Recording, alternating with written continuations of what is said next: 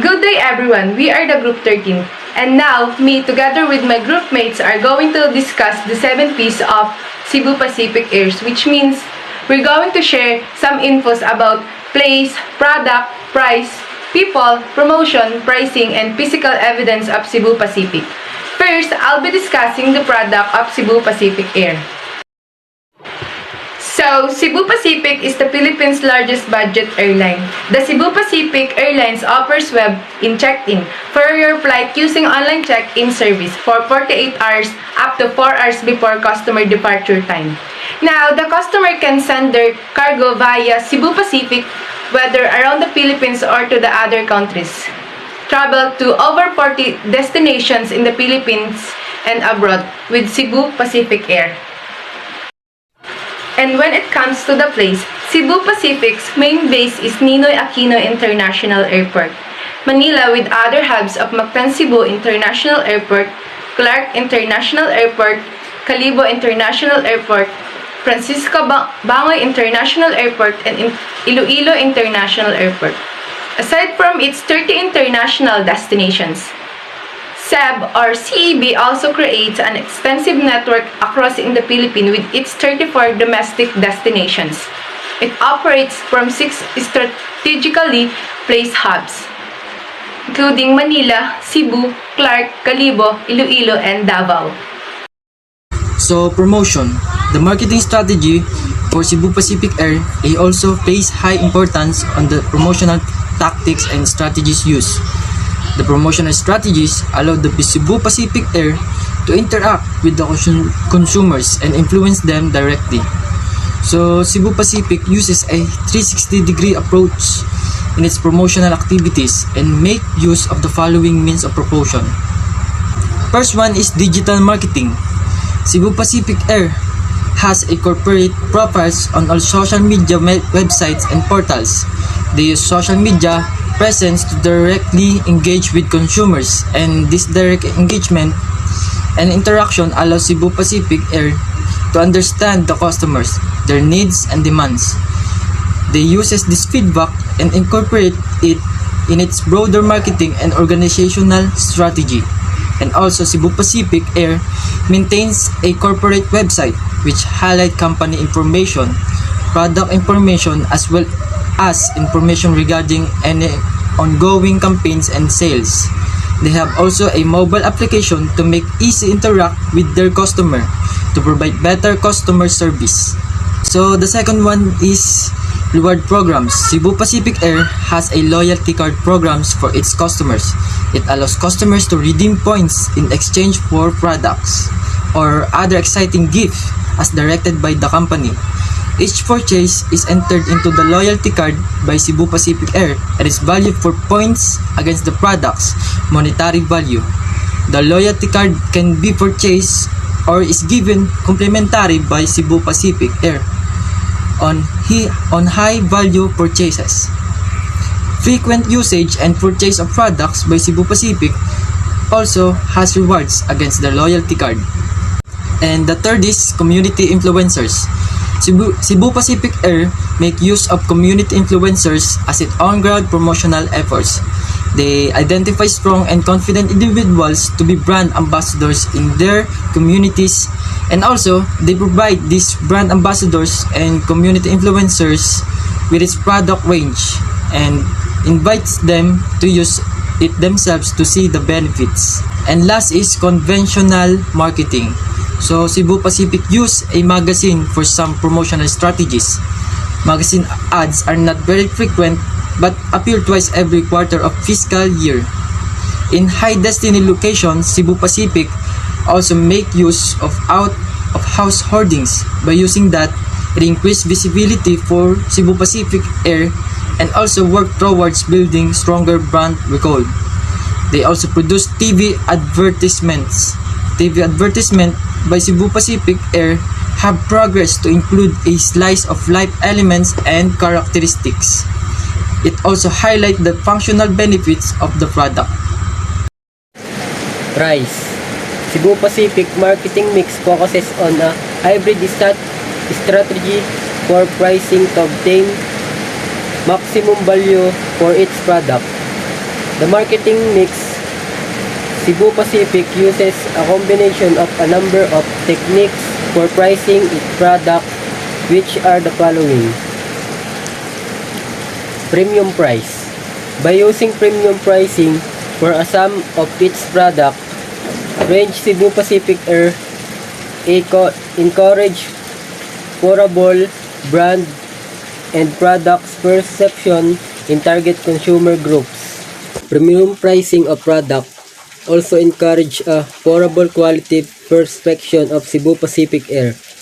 A product amount consumer premium price add a touch of privilege and high value in Cebu Pacific Air. A product using element of premium price in other product range has also allowed Cebu Pacific Air to maintain significantly high profit and a consistent business growth. Psychological pricing.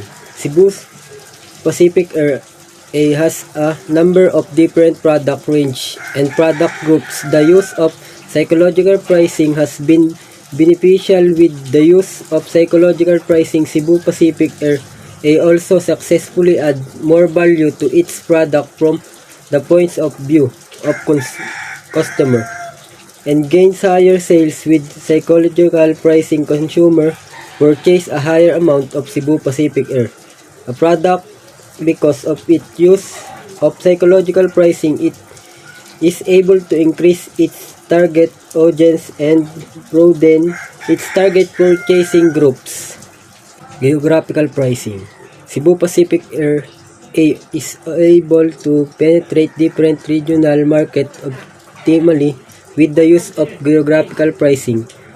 For offshore location, geographical pricing allows Cebu Pacific Air to cover shipping and customer expenses.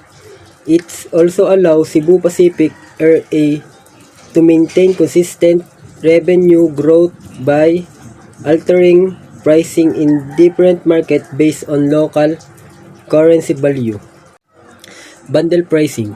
For some product range, Cebu Pacific Air is known to use bundle pricing strategy.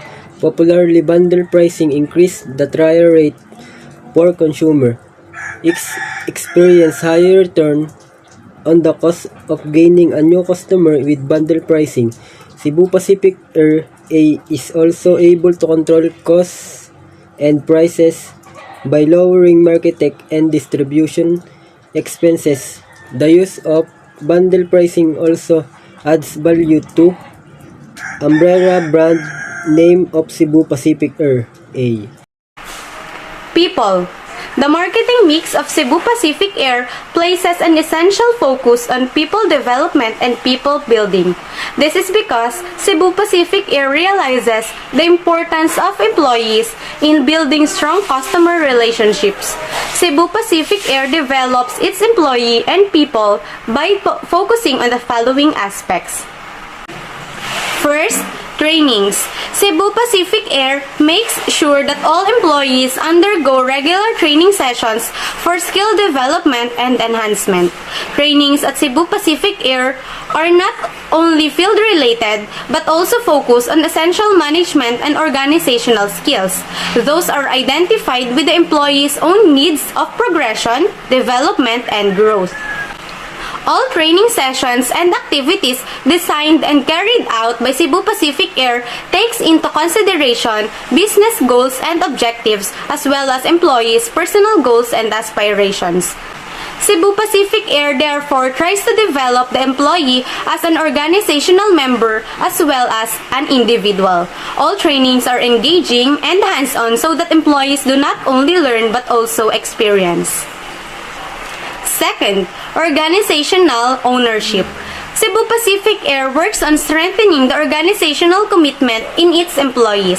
It builds employees' loyalty so that people can reflect their optimal best at work. It also understands that satisfied employees will lead to happy and satisfied customers.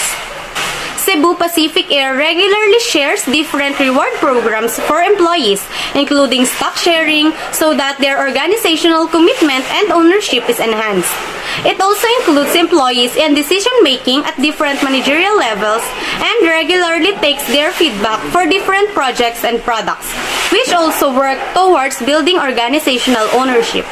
Third, motivation building. Cebu Pacific Air employees are the face of the organization. Employees are motivated through different reward programs and bonuses that Cebu Pacific Air distributes. Another source of motivation is appreciation programs where management appreciates and acknowledges the work and performance of different employees. Last, succession planning. Cebu Pacific Air remains one of the leading players in the industry also because of its focus on succession planning. It conducts succession planning for all managerial levels, which are done through internal promotions as well as external recruitments to meet the needs and demands of the vacant job position at Cebu Pacific Air. Strategic succession planning has allowed Cebu Pacific Air to be prepared for different challenges and also be resourceful enough to deflect them. Next now is the process of Cebu Pacific, which have the four components of operations, people management, quality maintenance, and store management. In terms of process, Cebu Pacific has organized systematic processes in place to make sure that the business experiences consistent growth. In operations, all operations of Cebu Pacific are clearly defined and communicated to the employees. Cebu Pacific makes sure that the employees are well trained and eligible for all the processes related to the operations. All stages of operational processes focus on maintaining a high quality level and standard of the products. Systematic processes are in place of all the operations from procurement to the final sale of the products. All operational processes are maintained, checked, and uploaded to the internal portal of the organization for supervisory purposes. The use of online portals for operation processes are built a strong backup for managerial purposes at the Cebu Pacific. In terms of people management, Cebu Pacific also defined clear processes for people management through streamlining in human resources management department. It also defined the guidelines regarding recruitment, training, compensation management, and the performance appraisal for the employees. And all people-related processes are not only communicated to management and supervisors, but also to employees to create a sense of transparency and an environmental trust.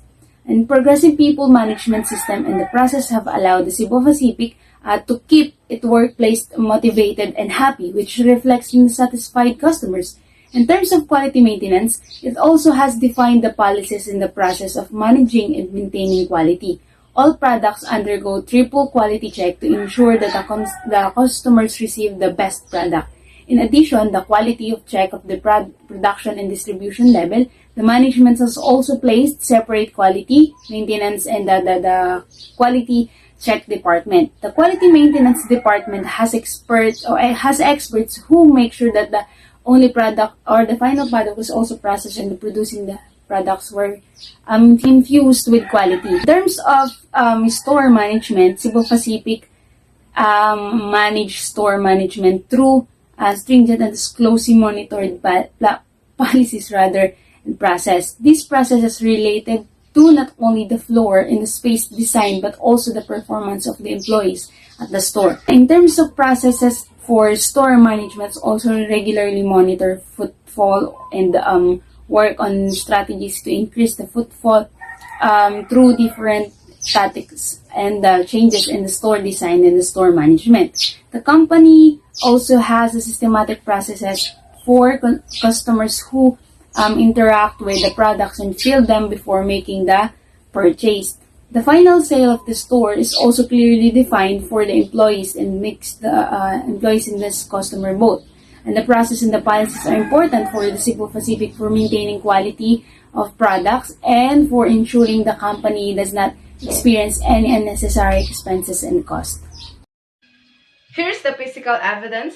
The physical evidence is also important in the marketing strategy for Cebu Pacific Air, as it works towards influencing the consumers in favor of the brand and its offerings. The physical evidence for Cebu Pacific Air include store atmosphere. The store design and management for Cebu Pacific Air is exciting and creative. It makes the customers feel relaxed and comfortable so that they can interact with enjoy product offering by Cebu Pacific Air at ease. The store design is also important because it controls the level and nature of experiences and interaction that the customers have with the product and the brand. With company-operated stores, it's easier for Cebu Pacific Air to control and manage the store atmosphere, to be able to positively influence customers, and to be able to appeal to them emotionally.